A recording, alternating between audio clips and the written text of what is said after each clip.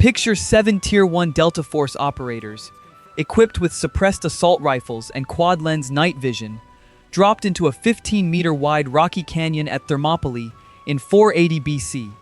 Standing at the opposite end of the pass are 300 Spartans, the most disciplined heavy infantry of the ancient world, formed up under King Leonidas. The question isn't whether modern assault rifles are superior to ancient spears, it's whether 7 men with a strictly finite amount of ammunition can break the iron will of 300 heavy infantrymen before they get overrun in 0-meter hand-to-hand combat. This isn't a movie where the heroes have infinite magazines and the enemies attack one by one. This is a stress test of tactical endurance, ballistics, and combat math. On paper, putting modern firearms against spears and wooden shields sounds like an absolute win.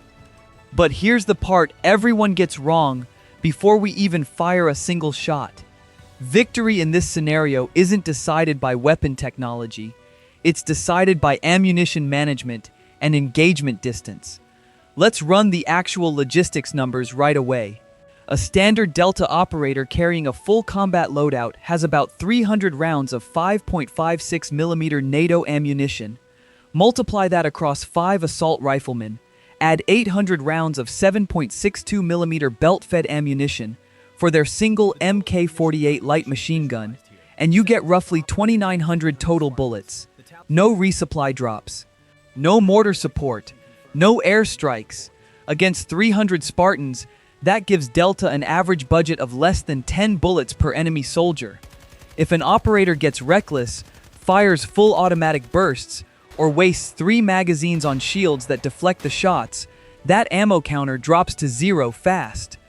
And the second 7 Delta operators run out of bullets, 7 men are forced into a 0-meter brawl against 30 tons of charging muscle, bronze, and oak. Before the first shot is fired, we need to pause and break down the physical reality of this matchup, because popular culture gets ancient armor completely wrong. People assume an assault rifle bullet just vaporizes an ancient shield like cardboard. That's true under perfect conditions, but deflection physics is much nastier than that. The primary rifle cartridge carried by Delta is the 5.56 by 45mm M855A1 EPR. It fires a steel penetrator tip at over 900 meters per second, packing around 1,800 joules of kinetic energy. The Spartan Aspis shield is roughly 90 centimeters wide, constructed from 2 to 3 centimeters of dense oak wood, faced with a thin layer of sheet bronze. If a Delta operator fires directly perpendicular at a 90-degree angle into that shield from 100 meters away, the steel penetrator will punch straight through the bronze, shatter the oak core, and neutralize the man behind it. So why doesn't Delta just line up and wipe out the front row in 5 seconds? Because of deflection geometry. The Aspis shield isn't flat, it's a bowl-shaped dome. The Corinthian helmet on a Spartan's head is a heavy sloping surface of cast bronze. When a lightweight, high-velocity 5.56mm bullet hits a curved bronze surface at an angle greater than 45 degrees, it doesn't penetrate, it skips. The hard steel tip ricochets, shedding its kinetic energy into the air as a shower of sparks while leaving only a dent on the metal face. Used in a tight Spartan phalanx, soldiers overlap their shields, locking them into a curved, dense wall of bronze and wood. If Delta shoots blindly into that wall from a distance, a massive portion of their precious 2,900 bullets will ricochet off those curved surfaces. To achieve a lethal kill shot, Delta operators cannot just fire at the body. They have to aim for tiny, specific gaps. The exposed lower shins below the greaves, the throat gap above the cuirass, or the eye slits of the Corinthian helmet. That brings us to the battle space.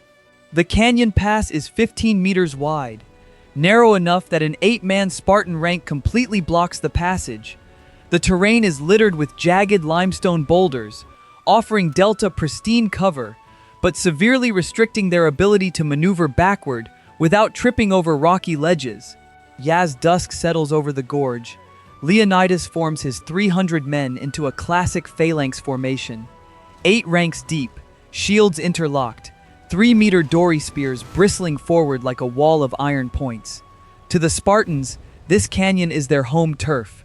They expect an enemy to step up, lock shields, and push. Instead, 150 meters down the darkening canyon, 7 men in matte black gear click their weapon selectors to semi-automatic. They aren't lining up to fight honorably. They are setting up an interlocking kill zone. The sun dips below the horizon, plunging the canyon into pitch darkness. The Spartans light their torches, expecting a night standoff. They have no idea that to the 7 men waiting in the rocks, the dark isn't cover for the Greeks. It's an open hunting season. Through the green-tinted optics of GPN VG-118 night vision goggles, the pitch-black canyon lights up in crystal clarity. The torch fires lit by the Spartans don't illuminate Delta. They do the exact opposite. They turn the advancing Greek ranks into glaring, high-contrast thermal targets against the cold limestone backdrop. At 150 meters out, the Spartans move forward in a slow, disciplined trot, spears leveled, expecting to collide with an enemy battle line. Then, the firing begins. But it doesn't sound like the thunderous roar the Greeks might expect from gods or war engines. This is where we need to break down the actual mechanics of suppressed firearms, because popular media has created a massive myth around them. Delta's HK-446 rifles are equipped with modern QD suppressors. A suppressor does not make a rifle silent. It traps expanding high-pressure gases to muffle the primary blast, and crucially, completely eliminates muzzle flash. In a pitch-black gorge, the absence of muzzle flash is deadly.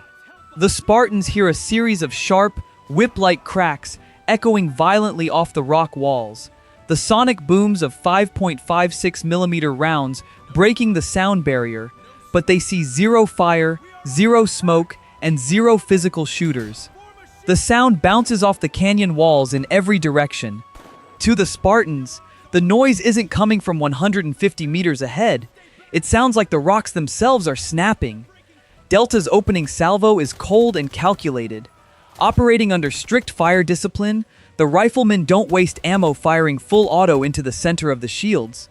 Using infrared aiming lasers, completely invisible to the naked human eye, they target the only exposed flesh visible in the darkness, lower legs below the bronze greaves, feet stepping over rough terrain, and throat lines exposed when a soldier leans forward to balance his heavy shield. The physical impact is instantaneous. A 5.56mm bullet hitting an unprotected ankle or shin bone at 900 meters per second shatters the structure instantly, dropping the soldier to the rocks. As the front rank trips and falls, those behind them stumble over the writhing bodies.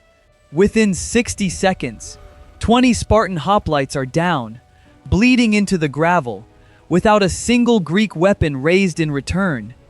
In almost any other military force in the ancient world, whether Persian levies, Gaulish tribes, or mercenary infantry, this kind of invisible, silent slaughter would trigger an immediate, panic-driven rout.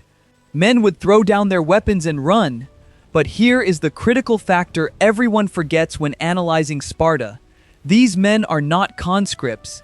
They are homoioi, indoctrinated from age 7 in the agoge, conditioned to view retreat as a shame worse than death. Instead of breaking, King Leonidas makes a rapid command decision based on centuries of Phalanx doctrine. He realizes the incoming strikes are hitting the lower limbs and open gaps of individual soldiers. His counter-command echoes through the ranks. Synaspismos. This is the first major enemy adaptation in the Wargame, and it fundamentally changes the tactical math for Delta. Upon the command, the 280 remaining Spartans lock together in a tight, overlapping testudo-style wall. The front rank lowers their Aspis shields until the bottom rims touch the ground, completely covering their feet and shins. The second and third ranks raise their shields overhead, creating an interlocking roof of oak and sheet bronze. They close every gap between their bodies, turning a line of individual infantrymen into a single, seamless, 15-ton armored turtle. Now, look at what this adaptation does to Delta's weapons mechanics.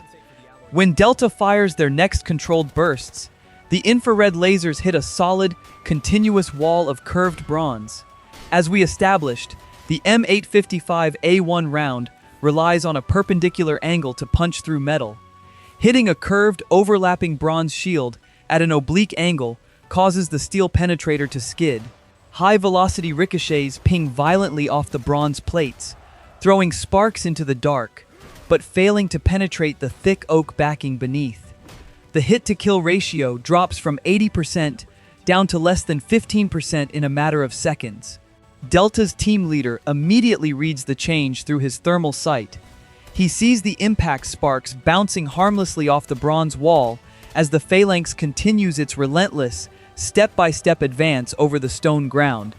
They are now 100 meters away and closing at 2 meters per second. Here is where the logistics pressure starts to bite. In just 8 minutes of skirmishing, Delta's 4 riflemen have expended over 350 rounds of 5.56mm ammunition. They have killed or incapacitated roughly 35 Spartans, but 265 Spartans remain, and they are now completely protected against direct, flat trajectory rifle fire. This Delta continues to pull their triggers against this moving bronze fortress. They will burn through their remaining 2,500 rounds of ammunition in less than 20 minutes, leaving 200 Spartans alive to walk over their positions. This isn't a failure of rifle technology. It's a failure of flat trajectory kinetic weapons against a specialized defensive geometry. Delta's team leader makes the call on the radio: hold fire on rifles, bring up the 40mm and unlimber the MK48. We need to shatter that wall before it hits 50 meters. The riflemen click their selectors to safe and fall back 2 paces, clearing the field of fire for the squad's heavy gunner and demolition operator. The Spartans hear the sudden pause in the cracking sounds and interpret it as weakness.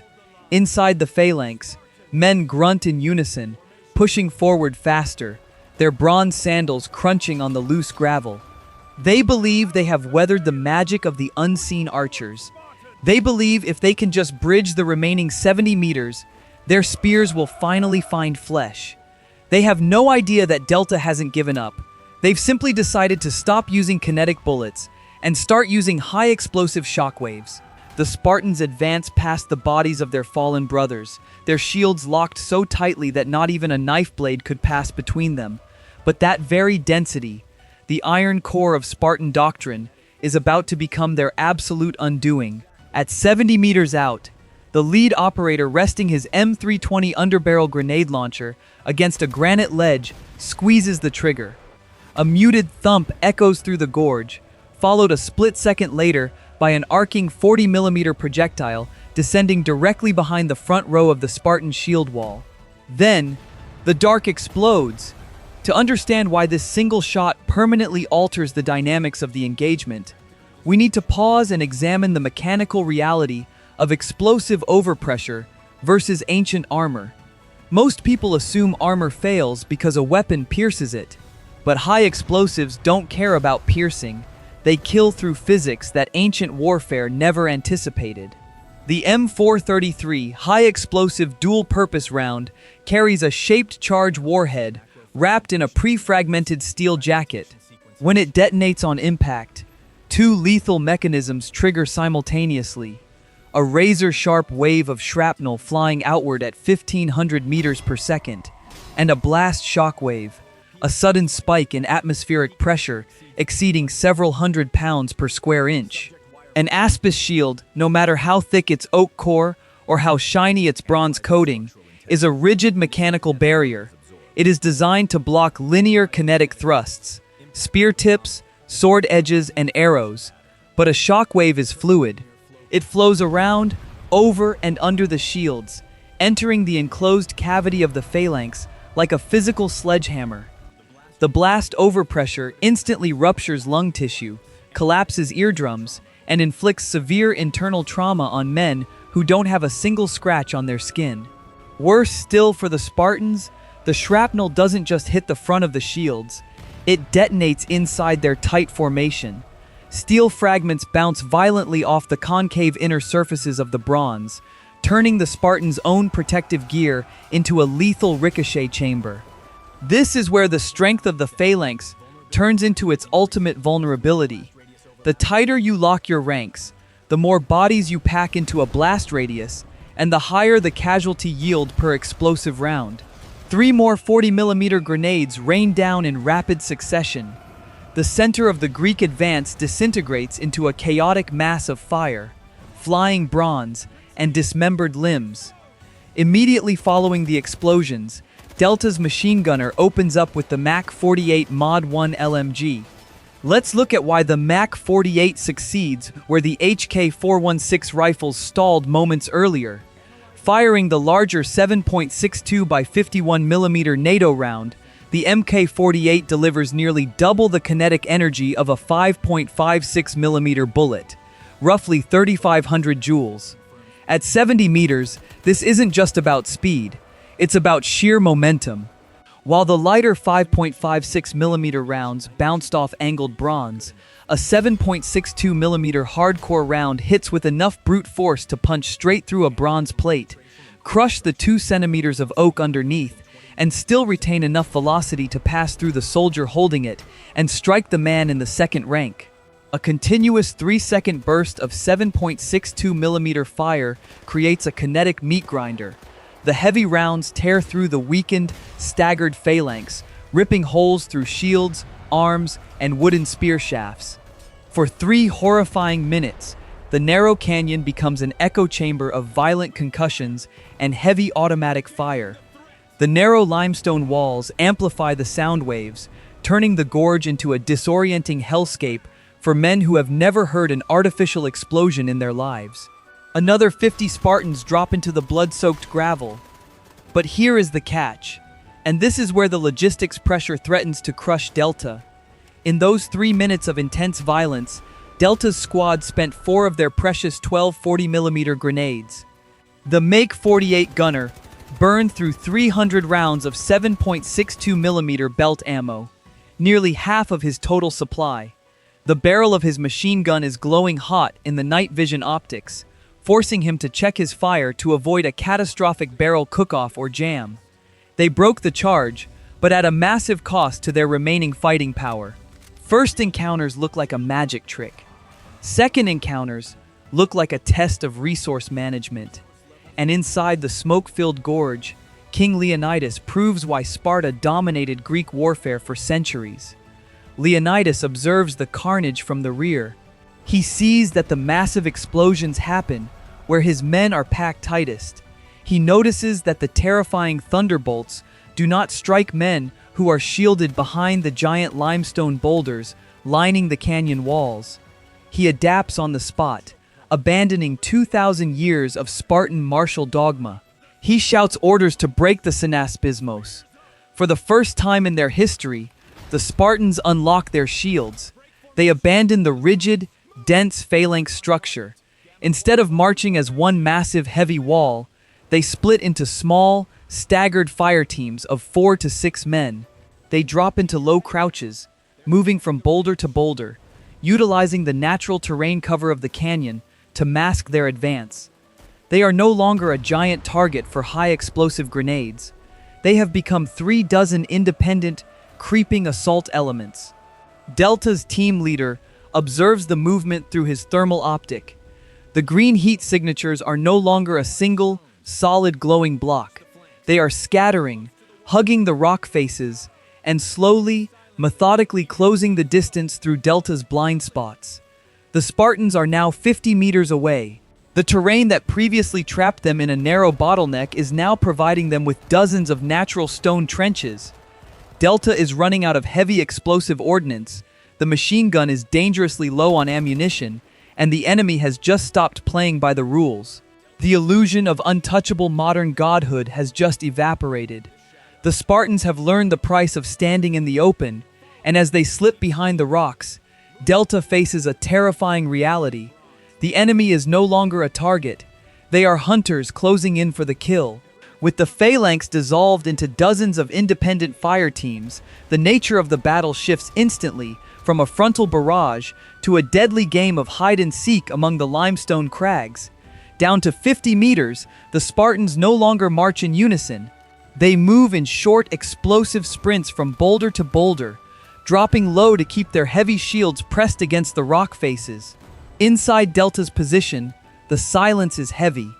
The Mk-48 machine gun sits silent on its bipod, its last 200-round belt completely empty, its barrel cooling in the night air. The squad gunner draws his secondary HK-416, stripping a fresh magazine from his chest rig. This is where the advantage begins to shift. First encounters are a display of firepower.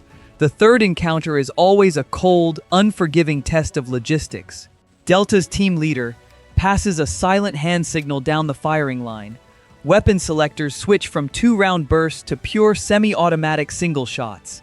The squad is down to roughly 1,200 total rounds of 5.56mm ammunition. That's less than 170 rounds per man. If an operator panics and empties 3 magazines into the rocks, he cuts his fighting capacity by 20% in 10 seconds.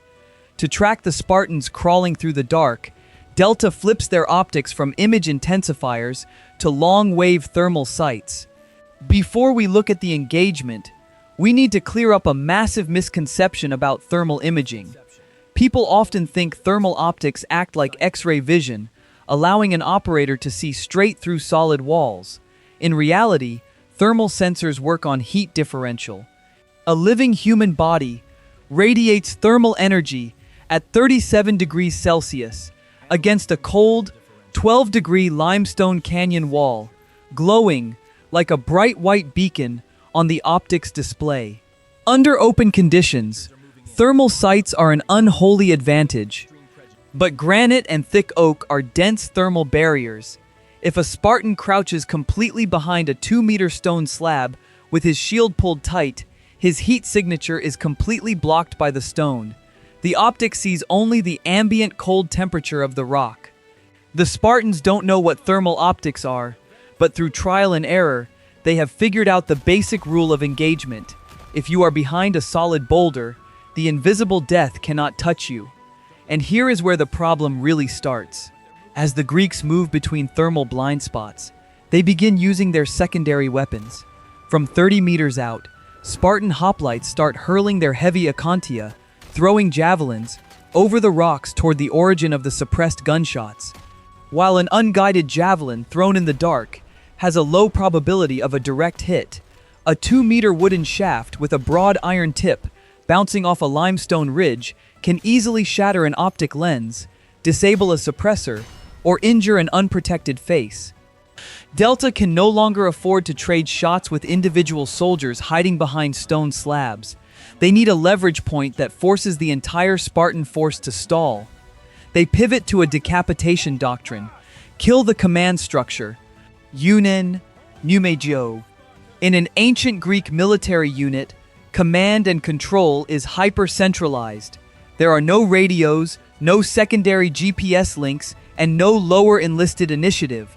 A phalanx moves and adapts entirely based on the visual cues and shouted commands of its officers, the Enomotarchs, and King Leonidas himself. If you eliminate the men giving orders, the remaining troops revert to basic instincts. Using high magnification thermal optics, Delta's designated marksman scans the rock formations, looking for specific command indicators. He isn't looking for shields.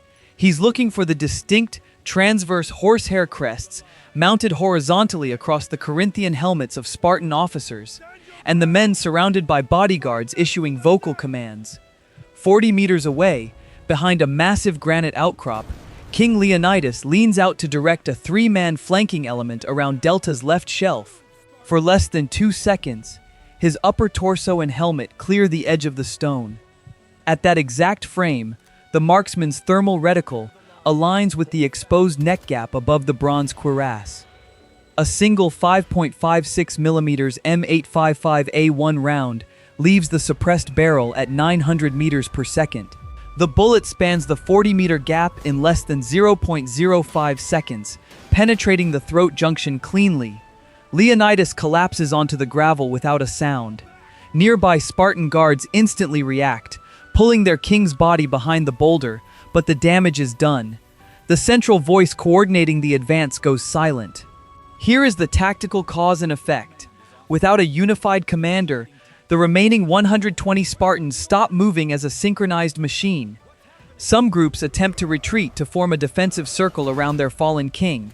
Others, consumed by rage, break cover and sprint directly toward Delta's position in a desperate, uncoordinated revenge charge. This is the moment Delta's team leader has been waiting for, the enemy abandoning cover to fight on Delta's terms.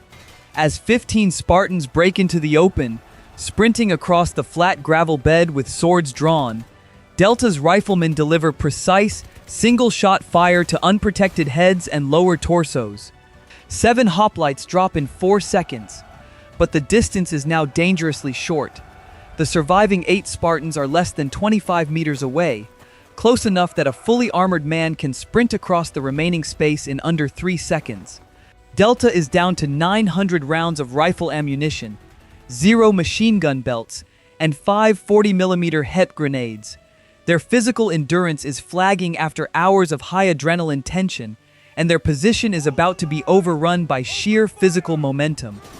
Delta's team leader reaches for his assault pack and pulls out their absolute last line of defense, a single M18A1 Claymore directional fragmentation mine.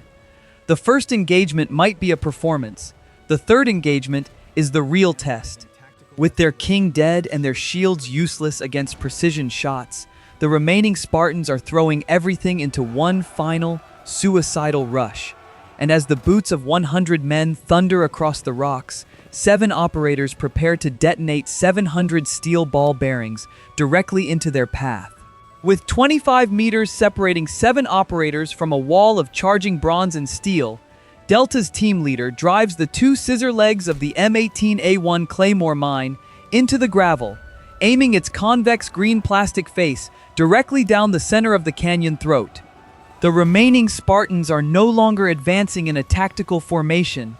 Fueled by rage over the death of King Leonidas, roughly 60 hoplites are sprinting shoulder to shoulder through the 15-meter bottleneck. Before the wire is pulled, we need to break down the mechanical reality of directional fragmentation mines, because this single asset represents the ultimate asymmetry between modern defense doctrine and ancient warfare.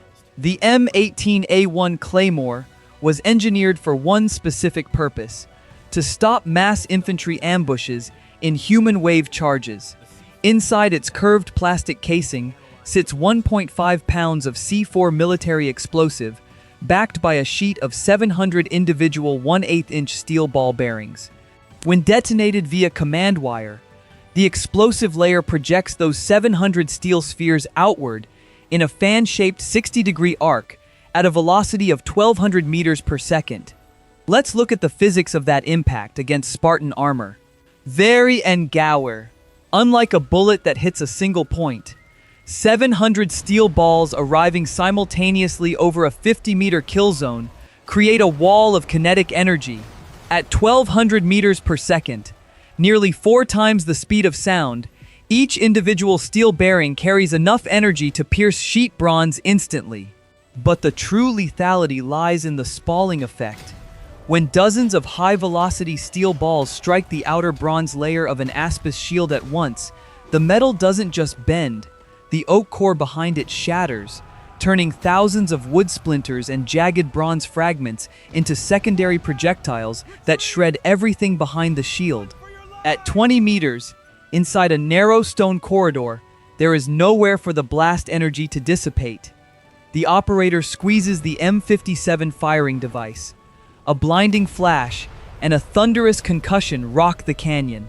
The directional fragmentation wave hits the lead Spartan charge head-on. The front 30 hoplites are instantly annihilated, their shields perforated like cardboard, their bronze greaves crushed, and their momentum stopped dead in a fraction of a second. The acoustic overpressure bouncing off the enclosed granite walls is deafening. To the surviving Spartans trailing 10 meters behind, it looks as if an invisible wall of thunder simply vaporized their front rank. This is the exact moment where the wargame hits its psychological breaking point. Popular history often portrays Spartans as suicidal zealots who fight to the last man regardless of reality. That is a misunderstanding of ancient military psychology. Spartans were elite tactical professionals.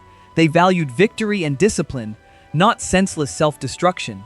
When a unit suffers over 60% casualties in less than 2 hours, loses its king, has its phalanx broken by explosions, and faces an enemy that kills en masse without being touched in hand-to-hand combat, even the iron discipline of the Agoge breaks down. The remaining 45 Spartan survivors stop dead in their tracks. The canyon is dead silent, save for the ringing in everyone's ears and the groans of the wounded trapped beneath broken shields. An ancient army does not need to be slaughtered to 0% to be defeated. It collapses the moment its tactical cohesion dissolves. Recognizing the shattered morale of the survivors, Delta's team leader refrains from firing another shot. Pursuing 40 Spartans into the dark rocks with depleted ammunition would be a catastrophic tactical error. Instead, the operators maintain their high ground positions, rifles held at ready low, night vision optics locked on the ridge. The surviving Spartan officer, an enomotarch covered in dust and blood, looks across the 20-meter gap littered with broken bronze and smoking gravel. He looks at the 7 dark figures standing silently on the limestone ledges, untouchable, unyielding, and utterly silent. He gives the hand signal to fall back. Working in disciplined pairs, the surviving Greeks slowly back away through the rocks, dragging the body of King Leonidas with them, keeping their shields facing forward until they disappear into the southern bend of the pass. They leave the canyon to the 7 men who conquered it without taking a single step forward. To put it bluntly, Delta doesn't win because they look cooler or wear higher tech armor. They win because they control the only 2 variables that decide this fight: engagement distance and ammunition discipline. The numbers do not lie.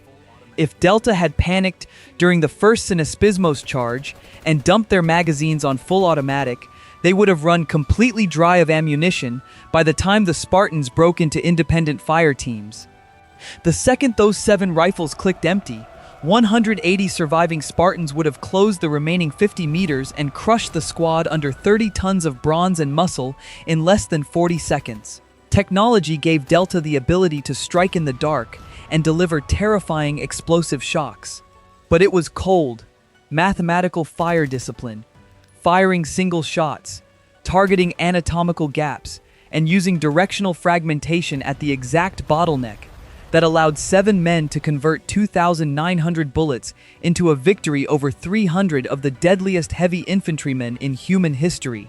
The Spartans came to Thermopylae expecting a battle of shields and spears.